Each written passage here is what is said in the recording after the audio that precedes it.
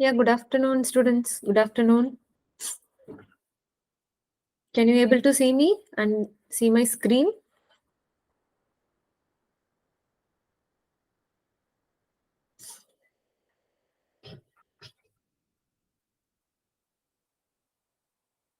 Yes, the students behind the Shivashankar ID. Can you able to see my screen?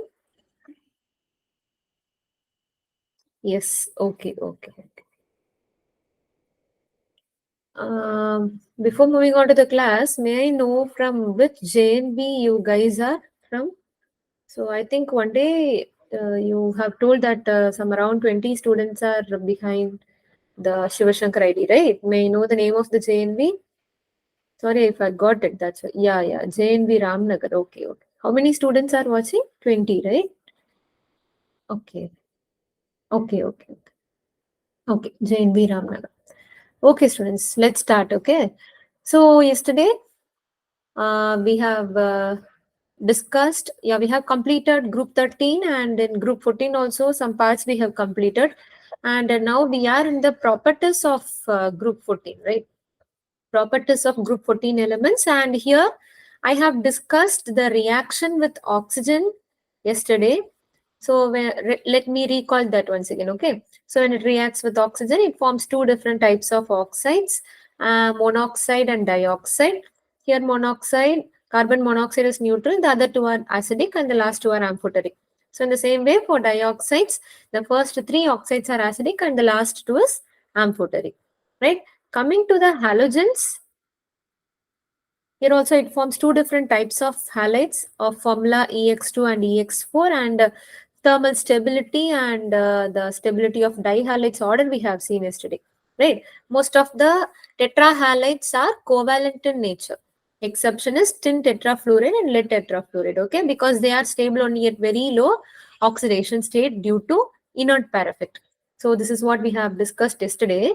And coming to the halides, hydrolysis of halides, I told you, I gave you this reaction, right? All the four chlorines from SaCl4, they are replaced by 4OH and they form the silicic acid with the release of 4HCl.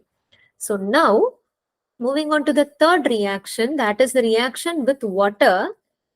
Yeah, so let's start with this. So carbon, silicon and germanium, they are unaffected by cold water.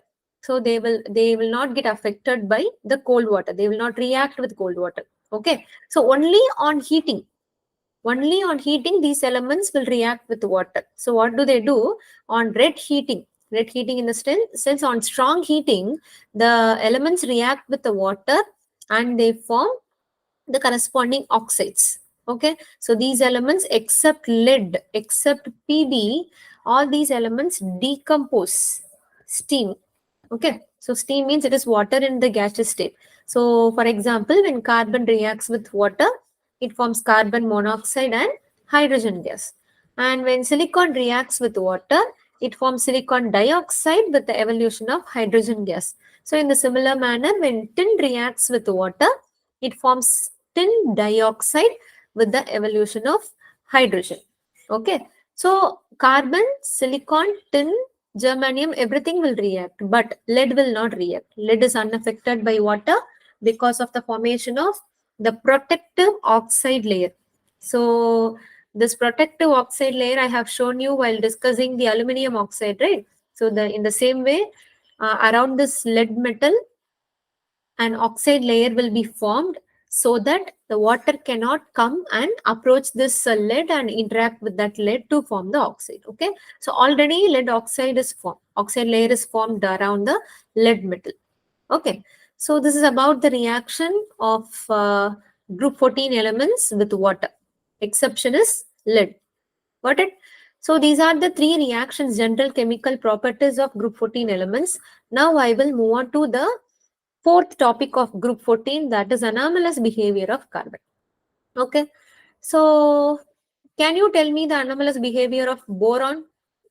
Do you remember the anomalous behavior of the points that we have studied under the 3 points we have studied under the anomalous behavior of boron, right? So due to those three reasons, boron behaved differently. So can you tell me those 3 points? The reason behind the unique nature of boron? JNV Ramnagar students, can you remember those 3 points? Very good. Small size. Good.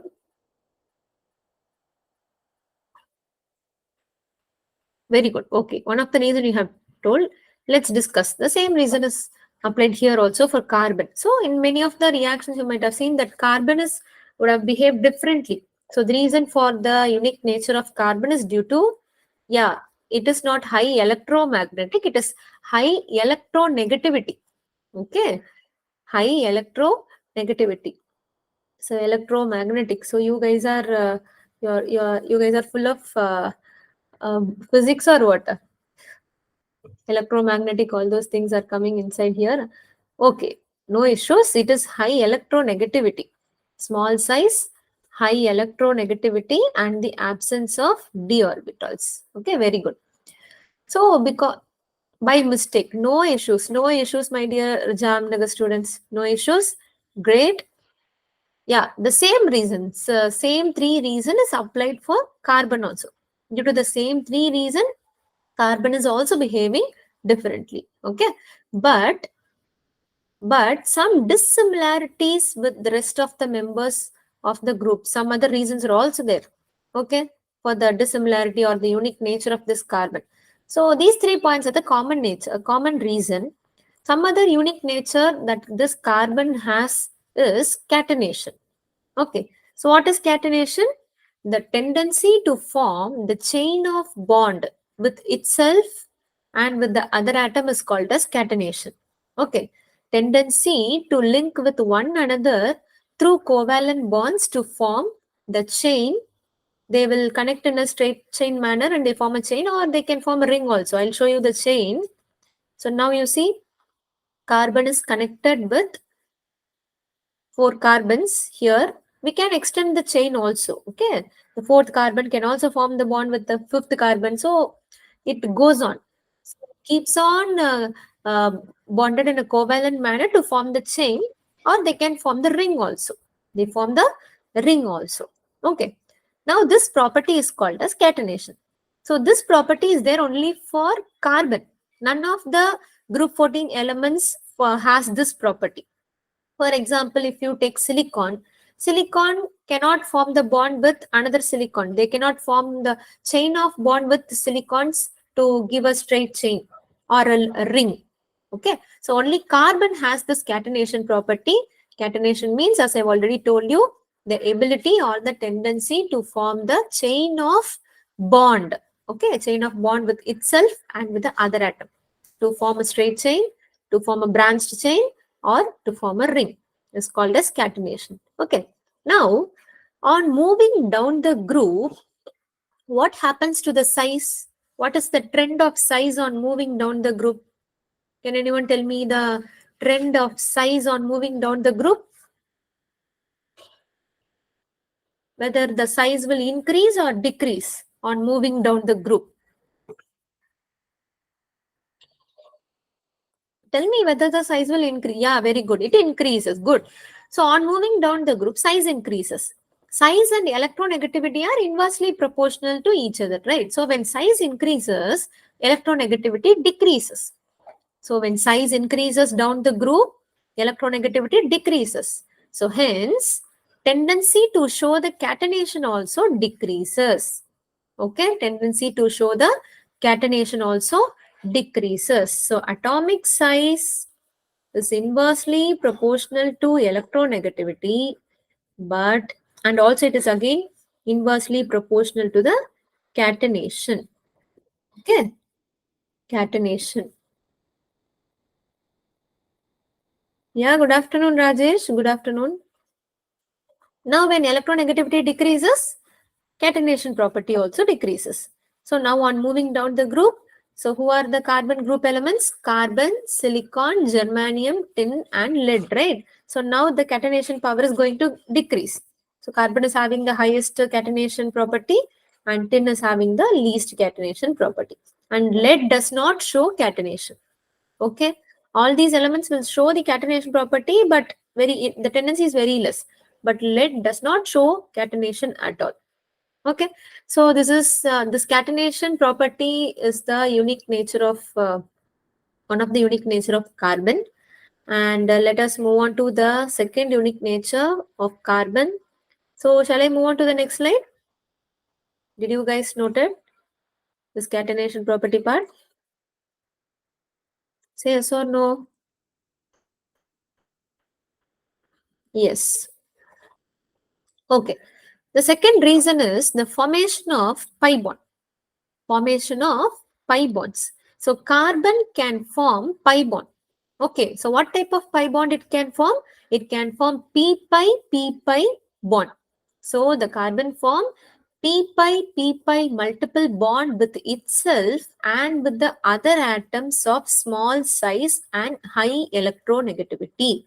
That is, the carbon can form the double bond. Pi bond means if in the double bond one is sigma and the other one is pi, right? So in case of triple bond, one is sigma and the other two are pi. So the carbon is forming the pi bond with another carbon, okay, or it forms the multiple bond with other atoms like other atoms of small size and high electronegativity. Who's the other atom? So carbon can form the bond with oxygen, which is more electronegative in nature, and it forms the double bond with oxygen also. Okay, one is sigma and the other one is pi.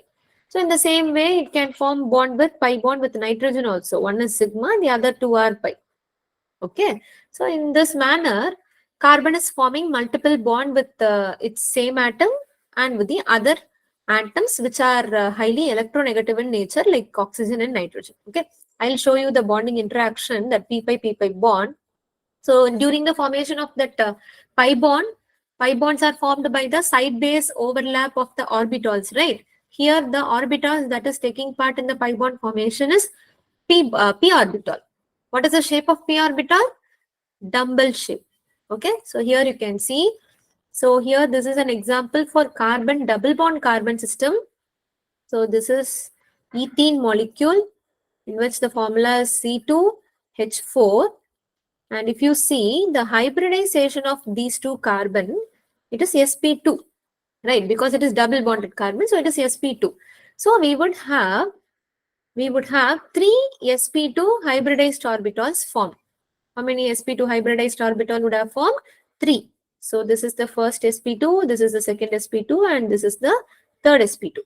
So these are those 3 sp2 present for each carbon. This is first sp2, second sp2, third sp2. The same way the second carbon also has 1, 2 and 3 sp2. This is the hybridized orbital. Now one unhybridized p orbital will be there for carbon, so which is represented here in blue color. So this is the unhybridized p orbital. So they overlap in a sideways manner to form the pi bond. So this pi bond, okay, one is sigma and the other one is pi, right? So they overlap in a sideways manner to form the pi bond, which you can see. Got it? But the heavier elements do not form p pi bond because their atomic orbitals are too large and diffuse. Atomic orbitals are too large. If the size is very big, the distance between the two orbitals will be very high.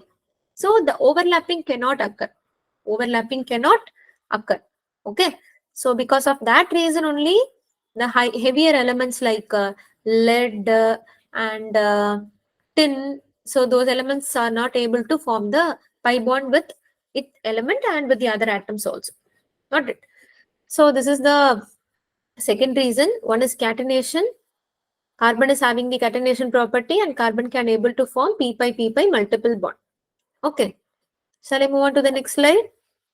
All these are very important. Shall we go with the next slide? Yes or no? Yes. Okay. Yeah. Now, some more anomalous behavior of carbon is the carbon dioxide is gas while other dioxides are solid. So only the dioxide which is formed by carbon is gas. We all know that carbon dioxide is a gas, right? But other dioxides like silicon dioxide, germanium dioxide, tin dioxide, lead dioxide, all those 4 dioxides are solid. Okay. And coming to the monoxide, carbon monoxide, it is quite stable and neutral. This point is very, very important. Carbon monoxide gas, it is a stable molecule and it is neutral in nature. Okay. And the maximum covalency of carbon is 4. So carbon can form only 4 bonds. It cannot exceed its valency to 5 or 6. Okay. So it's the maximum number of bonds that can be formed by the carbon is 4. And coming to the tetrachloride of carbon, CCl4, it does not undergo hydrolysis. Like we have seen, no, SaCl4 undergoing hydrolysis. So this SaCl4, we have added 4 H2O molecules and we have got SiOH 4 times with the release of this 4 HCl, right? So this type of hydrolysis reaction is not possible for CCl4. CCl4 cannot react with water and form the hydroxides. Okay, so this is the exception case that we have to keep in mind. So these are the points under the anomalous behavior of carbon. 3 general reason: small size, high electronegativity, and absence of d orbital. And some other unique nature of carbon is catenation and formation of pi bond. And some of the unique nature of carbon and its compounds, if we want to discuss, these 4 are those points. Okay. Yeah. Now let us go for one question. Bond energy is highest for. So 4 options are given to you. Can anyone let me know the answer in the chat box for this question? Bond energy is highest for tin, carbon, silicon, germanium. What is bond energy? The energy required to break the bond is called as bond energy. Now you tell me which element will have the highest bond energy value. Which option is correct? B. Very good. What is the reason? What is the reason? Due to the small size of carbon, the bond length between the carbon is very less, very small. Okay, size is very small. So the bond strength is very high. Bond strength is very, very high for carbon. So what happens? The energy required to break the strong bond is more. So that's why carbon-carbon bond energy is very high. So the answer is option B. Good. Now let me summarize the group 14. So that's all about the group 14 element. So these are the trends that we have discussed yesterday for group 14 elements, for atomic size, ionization energy, and electronegativity. Coming to the nature of the oxides, the same thing here. And coming to the chemical properties of group 14. So when it reacts with air, it forms 2 different types of oxides. One is monoxide and the other one is dioxide. And when it reacts with the steam, it forms monoxide, dioxide, as well as hydrogen. And when it reacts with halogen, it forms 2 different types of halides. One is dihalide and the other one is tetrahalide. Okay. So this is a summary of group 14. So with this, the lesson gets over. P block elements group 13, group 14 of class 11 is getting over. Now today, I would like to discuss some of the previous year's questions from this group 13 and group 14 P block. Okay. So today we will discuss those questions. And in the next class, that is on next Tuesday, right? So Sunday, Monday, Tuesday, they are holiday. I mean, Saturday, Sunday, Monday, they are holiday. And on Tuesday, we will meet. And on that day, we can start with a new lesson. Got it? So today we will solve some questions which will be very useful for you. So you are going to apply the concepts that you have learned. So let us move on to the first question. It is there to you on the screen. The correct order of bond enthalpy in kilojoule per mole is bond enthalpy. So just now we have discussed one question, right? Based on the same concept. Can you guys try for the answer? Very good, Ramnagar students, very good. It is option D, carbon, silicon, germanium, tin. Good. So this is the JEE question, 2023, this year JEE question. Option D. Okay, small bond length, so high bond strength, bond energy is high. Bond energy and bond enthalpy, both are same only. Bond energy and bond enthalpy, they are same.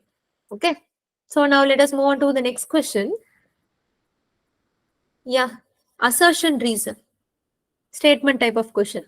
So assertion says that carbon forms two important oxides, that is carbon monoxide and carbon dioxide.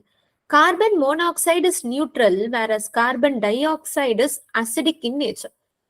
Okay, this is the assertion. Reason says that carbon dioxide can combine with water in a limited way to form carbonic acid, while carbon monoxide is sparingly soluble in water. So what do you guys think about these two assertion and reason? Tell me whether assertion is correct or not. Is assertion correct? Assertion is correct? Correct. Very good.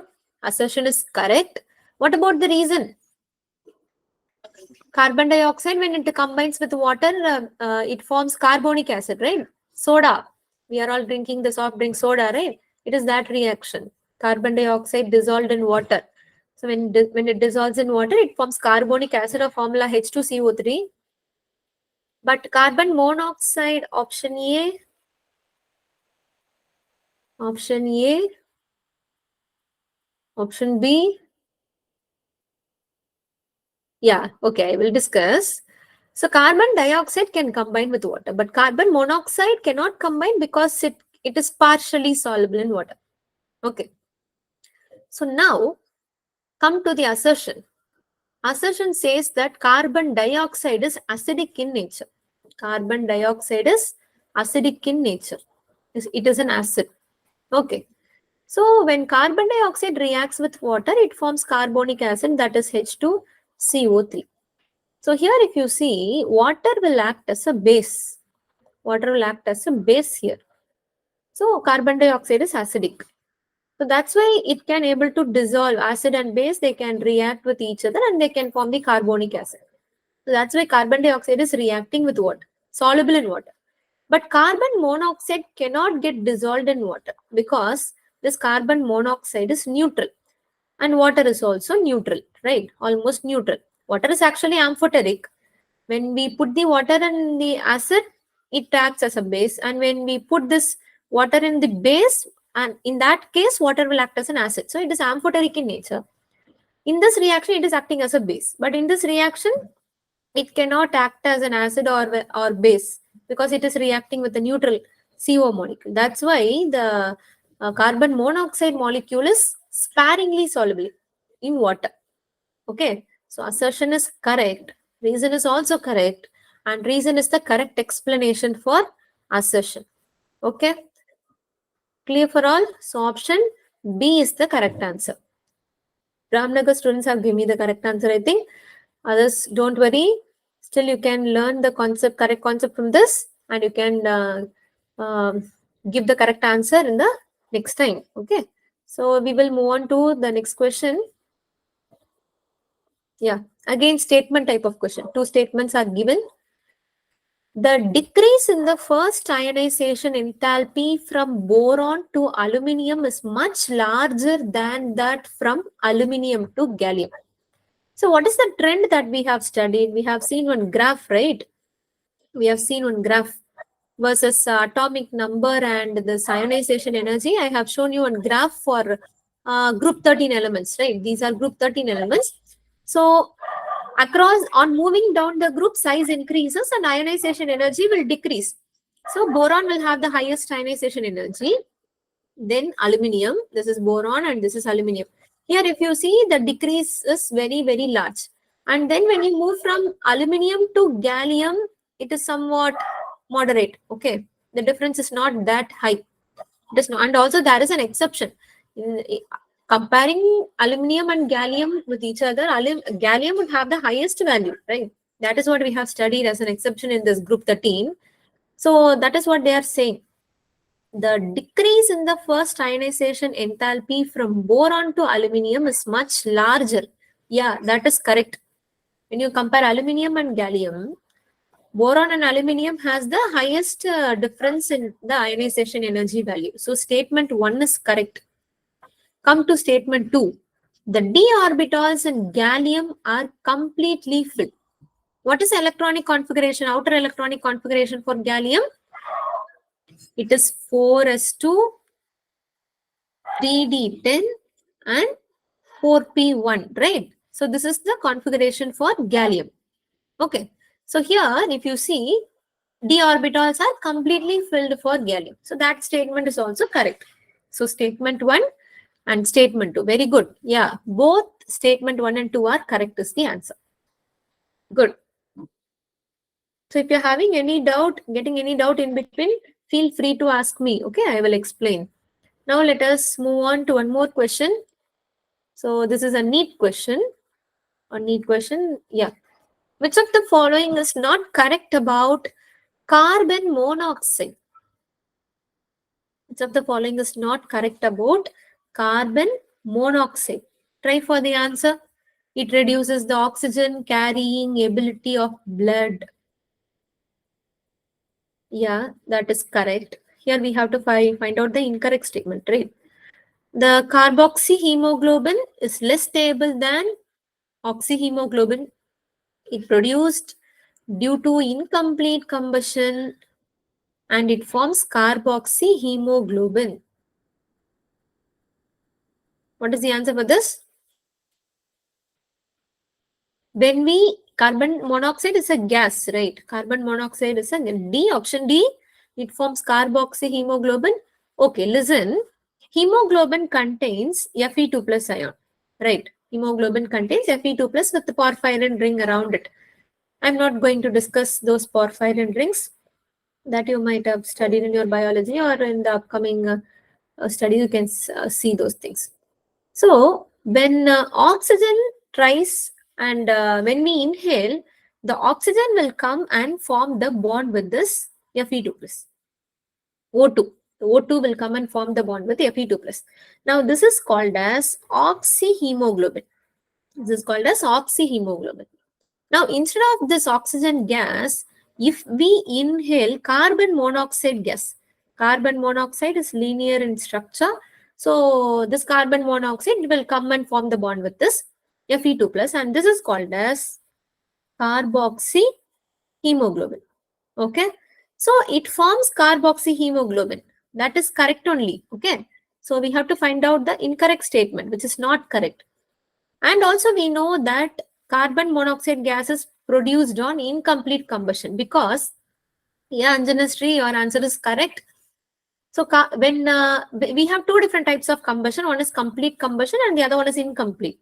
In the complete combustion, carbon dioxide gas will be produced, and in incomplete combustion, carbon monoxide or carbon black will be produced. Okay, carbon monoxide is produced due to incomplete combustion. That option C is also, statement C is also correct. Coming to A, it reduces the oxygen carrying ability of blood. Yeah, it reduces this oxygen carrying ability due to the formation of the stable FeC bond. Due to the formation of stable FeC, that is iron carbon bond. Okay, so this iron and this carbon, they will form the strong bond. If the bond is very, very strong, it cannot break, right? Only if that bond breaks down, the oxygen can come and form the bond with this iron. But it will not break. It will not be broken down. So it forms a stable complex. It forms a stable complex. Okay. So during the World War, this Hitler, he used this gas only. This carbon monoxide is colorless, odorless.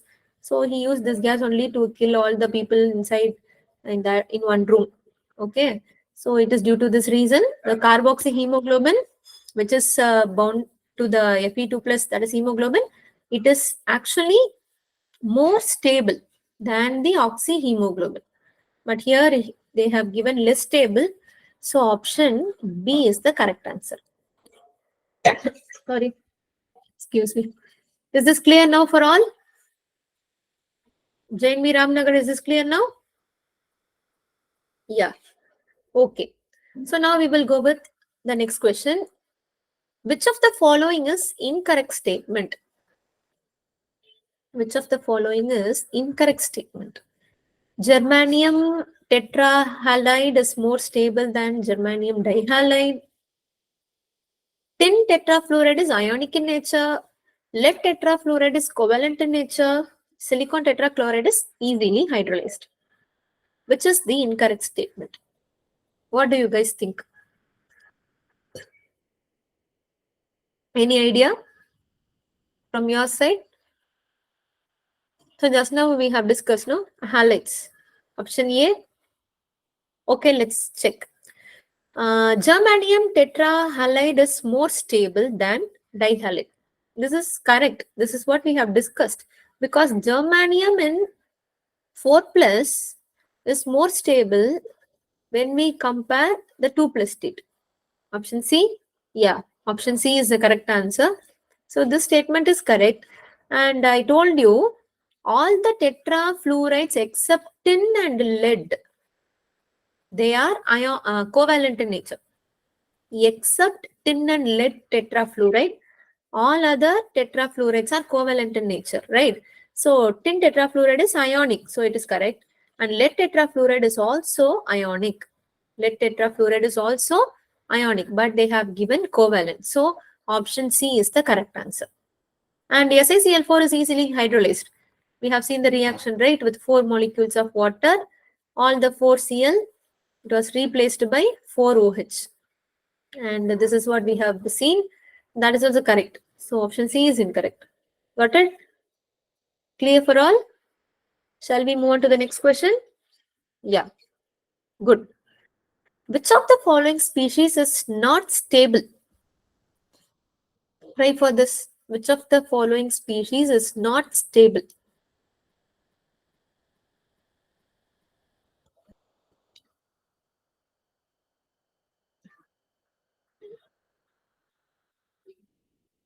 Which of the following species is not stable? Tin tetrahydro. Very good, very good. Option B is the correct answer. Good. But let me discuss this with a reason also. Tin, silicon, and germanium. So these elements are forming the complexes here. And when you compare silicon, germanium, and tin, silicon size is little bit small, right? Now here the oxidation state of silicon or germanium or tin, if you see, oxidation state is 4, right? Because if I take silicon as X, I have 6 fluorine, minus 1 for each, and the charge on the complex is 2. So X is equal to minus 2 plus 6. So X is equal to plus 4. Oxidation state of silicon is plus 4. Okay. All the elements are plus 4 only.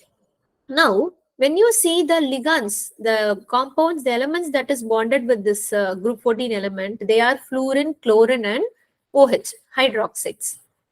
Now, when you compare these three, chlorine, Cl minus ion, so that is having the highest, largest size.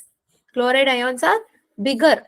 So 6 chloride ion cannot come and form the bond with Cl, Si. Okay, 6 big chloride ions cannot come and form the bond with the small Si4 plus ion.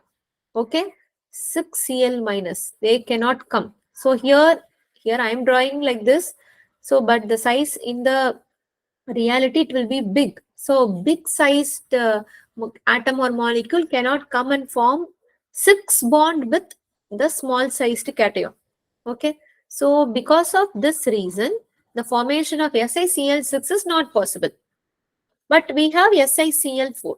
We have SiCl4, and we also studied the reaction just now, right? The hydrolysis reaction of this SiCl4. Silicon can take 4 chlorine, but silicon cannot take 6 chlorine because of the large size of Cl minus. So that's why that particular complex is not stable. Clear for all? Clear? Size of the anion is big and size of the cation is very small. Okay, good.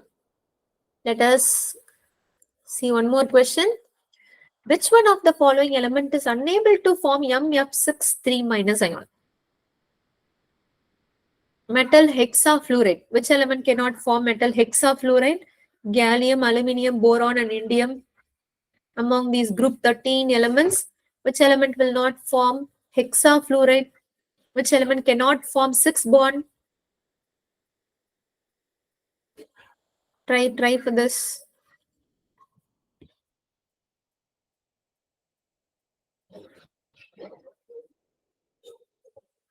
Any idea? Do any of you have from this?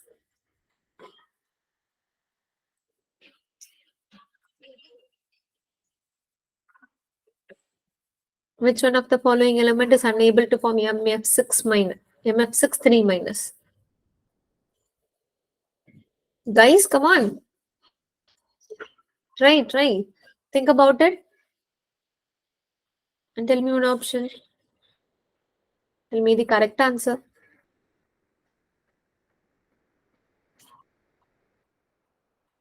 It is option C. It is option C. Okay. Okay. Now I have told you that option C is the correct answer. Can anyone tell me why option C is the correct answer? Can anyone try? The reason for this? Why option C is the correct answer? Why boron cannot form 6? Because it is a non-metal. It is a non-metal. Your statement is correct, but it is not the correct explanation for this question. Okay. What is the correct reason for the inability of boron to form 6-fluorine? It is due to the absence of d orbital. Answer is due to the absence of d orbital. Okay. So what is the configuration of boron? Boron atomic number is 5 and the electronic configuration is 1s2, 2s2 and 2p1, right? So this is the valence shell. And here in this 2s we have 2 electrons and in 2p orbital we have 1 electron. This is the ground state configuration of boron. Now in the excited state what happens? One of the paired electron will jump into the empty orbital. So we will have 1 electron in 2s and we will have 2 electrons in 2p.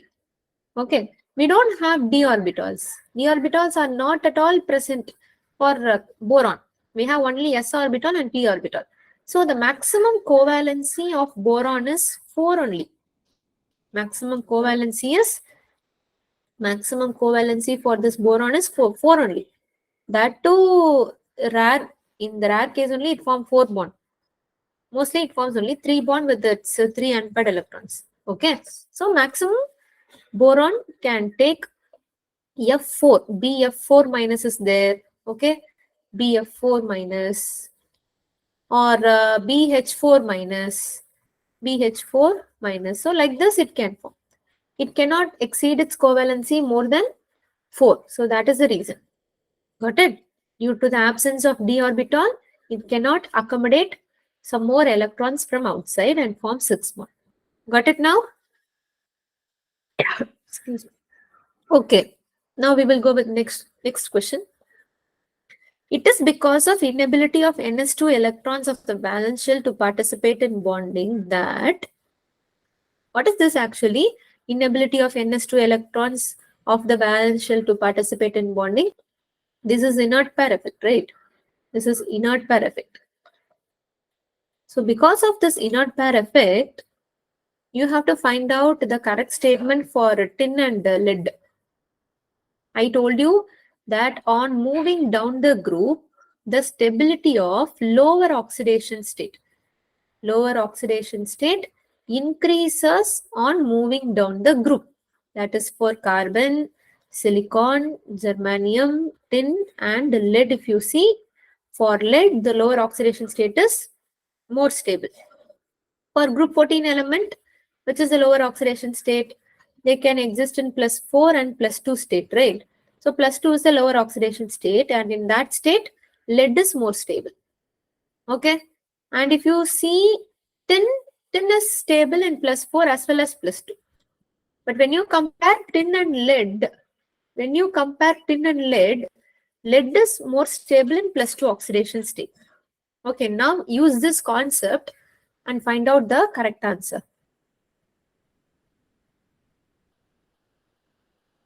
Find out the correct answer for oxidizing and reducing. What is meant by oxidizing? Oxidizing the other element. Means this element will gain. This element will gain the electron. Oxidizing means gaining of electron. Reducing means losing of electron. Which is correct? Oxidizing means electron acceptor. Yeah, very good. Very good, students. Reducing means electron donor. So if you see, I told you lead 2+ is more stable. So what does this lead do? Option D is correct. Lead 4+ is oxidizing.